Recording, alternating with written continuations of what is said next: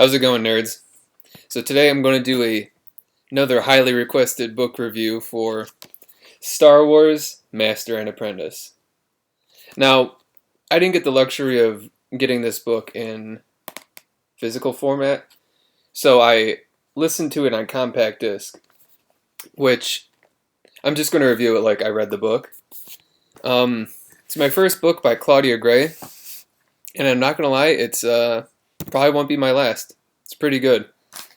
So, this actually felt like pre-Disney Star Wars, even though it was made, I think, a year ago, 2019.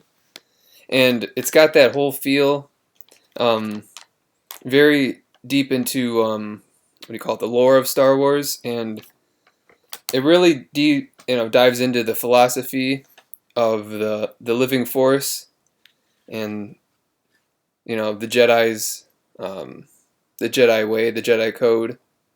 There's some things in there where there's one character, Rael Averross. They talk about the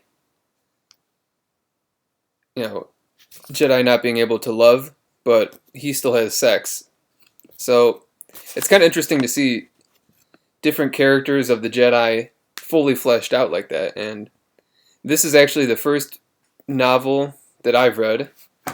There could be another one, but it's the first novel of Qui-Gon.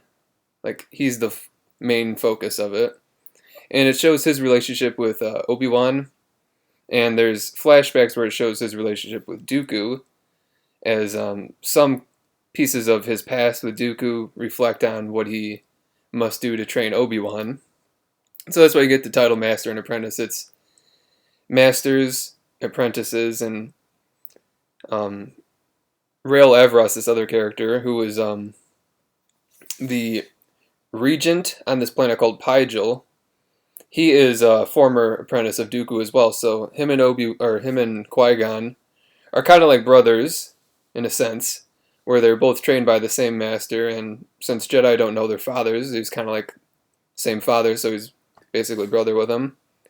And then it goes on to him training Obi-Wan, and then at the end of the book, it shows a little bit of Obi-Wan carrying on the legacy of Qui-Gon's through Anakin.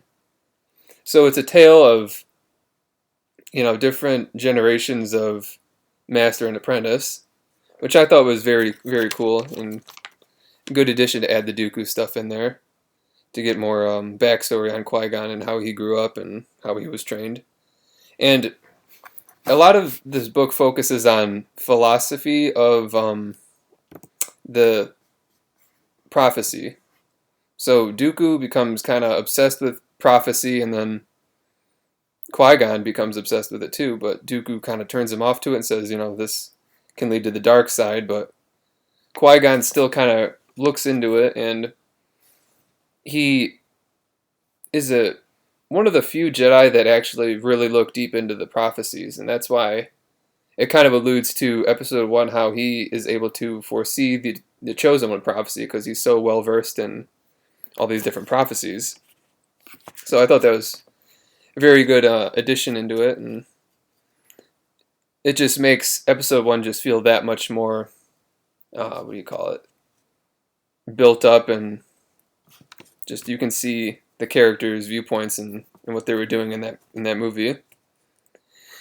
And a lot of cool different little pieces in here, like on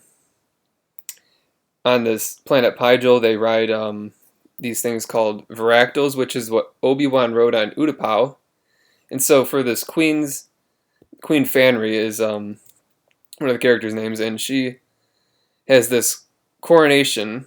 And so for a kind of rite of passage, they do this Varactal race, and they're these little creatures, brought in from Utapau, and they race him, and Obi-Wan gets it for the first time, and he ends up loving the Varactals, and that's why in Episode 3 he seems so buddy with his little beast, because he's fallen in love with these things, for the first time in this book.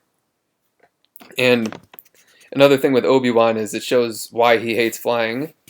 In the beginning of the book, he's, says he wants to be this great pilot, and then there's this, not going to spoil it, but a catastrophic thing that kind of happens near the climax of the book, where he is forced to fly through some dangerous maneuvers, and at the end of it, he says, I hate flying.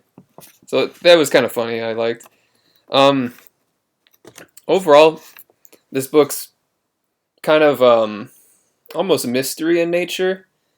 It's like a political thriller. So there is an inside man within this Queen Fanry, her court, and there's this corporation called the Zerka Corporation, which wants to create hyperspace lanes and open up this planet to the rest of the galaxy.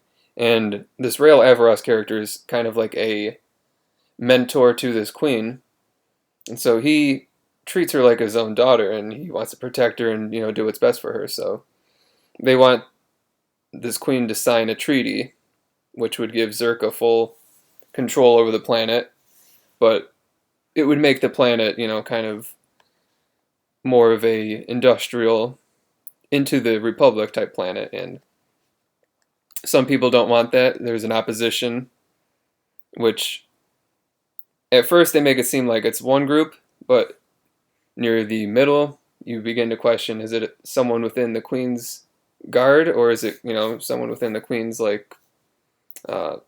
cachet of people? So in the end of the book, it's kind of a plot twist to find out who it is, who's halting these plans to make Zerka run the planet. And overall, in the end, I'm not going to spoil any of the events that lead up to it, but everything sort of comes to a conclusion, and you get very good closure on it, on the whole political unrest.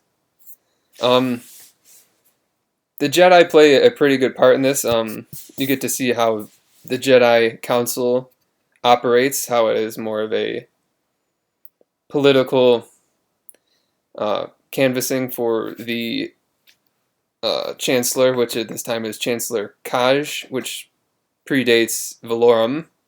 She is, I think, in her last term of office, and this is right before Valorum gets in, so it's a little far back along the prequel era timeline.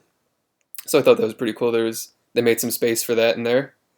So overall, I really enjoyed it. I think anyone who's a fan of the prequel trilogy era, Jedi Republic, that type of stuff would find this pretty interesting, as well as people are interested in the philosophy of the Force.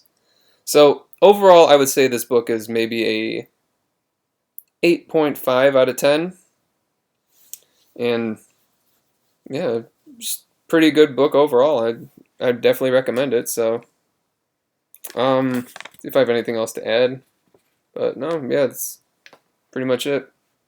Thanks for watching, guys. See you in the next one.